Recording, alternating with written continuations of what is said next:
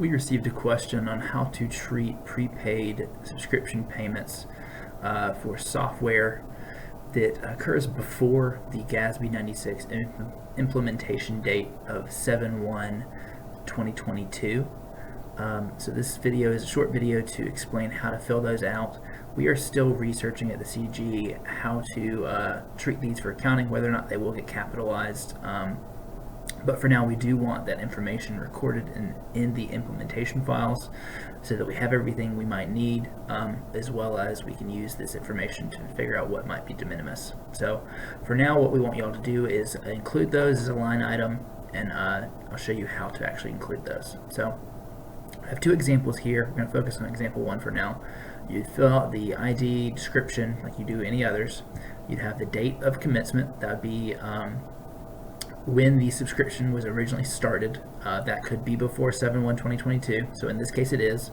So for our example, we're saying that on February 1st of 2022 we entered into a 3-year subscription for a license, and this license is going to be paid entirely up front. So on February 1st we paid the full amount, and that license is going to be good for those 3 years. So I'd fill out the rest of the information. It would calculate for me. Keep scrolling across, you fill it out, whether or not it qualifies as a SBITA based on your questions, all of that. And you get here to payment frequency. For now, just change it to annual. We'll have to adjust this for these prepaids once we figure out the best way to do that, but for now we'll leave it as annual. Want to make sure that the payment due date is at the start of the period, so make sure that you change that for these prepaid ones. You'll enter the rate. You'll enter whether or not they're variable payments, which if it's entirely prepaid there should not be. And then here in column AD, payments made at or before commencement, including down payments, here's where you'd put your full prepaid amount. So we said on February 1st, 2022, for this line item, we paid $30,000 for a 3-year license. So I'd put $30,000 here. And then obviously the payment amount won't change. And then the payment amount itself, this column here asks for what is the monthly or annual payment. That's 0. We paid entirely up front, so we'd have 0 here. Keep scrolling across, you fill that out. And then in the notes column, what we want you all to do is fill out a note and something like this, paid entirely up front, just so that as we're looking through the line items, we know that this one is a unique situation. So that's how you do that. And then on the payment schedules, you'll come over here and you'll fill out one line for SBITA example 1, and should auto-populate to pull in the information you entered on the master data. And what you would need to do is you need to fill out, I made my one payment on 2/1/2022, and that was obviously in fiscal year 2022, and that amount was for $30,000. No interest. I just have one amount I paid in full up front for $30,000, and it'll fill it out, pull in the rest of the information. So going back to the master data, you'll see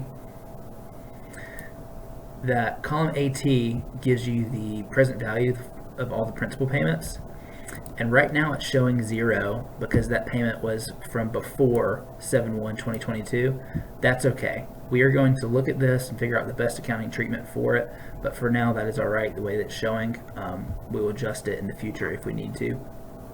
And just as an example, I wanted to show you, going forward, all prepaid software SBITAs that would otherwise qualify as a SBITA will also be capitalized. And so this file is set up so that example 2 is if we entered into a prepaid, entirely upfront prepaid software subscription on 7/1/2022, this is a 2-year.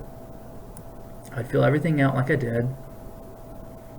I would enter in column AD, payments made at or before. I'd also enter in $20,000. I would come over here into our notes and put paid entirely up front. I'll go to our payment schedules. I'll enter in a line item for software example 2. and I would fill out that I paid it on 7/1/2022, that's fiscal year 2023, for $20,000. And on our master data, it would pull the value of $20,000. So in that case, an asset would get created for $20,000, and there'd be no lease liability. That's just an example to see the difference between the two.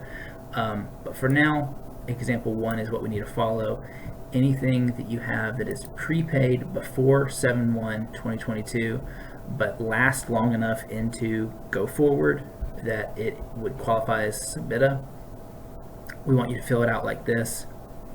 And like I said, we will follow up with you at a future date. And if there's any question on how to fill out the lease calculator itself, if you are keeping those records, I've also got an example here. So this is example 1 that we just looked at. Starting date of 2/1/2022, ending date of 1/31/2025. I filled out the governmental fund, got my example, useful life, all of that information. We'll come down here and I'll leave it as annual for now. I want to make sure that I have start of payment period as the first payment. Got my interest rate keyed. And then here on this line item here, I would want to put $30,000 for payments made to the leaser at or before commencement. And the lease payment schedule would be blank because I pay everything entirely up front. I'd hit calculate, and you see no lease payments. It's got a summary here, but if you scroll over, it shows that our asset value is $30,000. I know it's a little strange to have this, it doesn't provide much information, but that would be what you would create and save in your files for Audit Trail. That is our stance right now for how to treat prepaid software subscriptions from before 7/1/2022. We will follow up with all the agencies once we continue to do our research and arrive at our final decision. But for now, please fill it out this way so that we can have this information in the implementation files for our records. Thank you.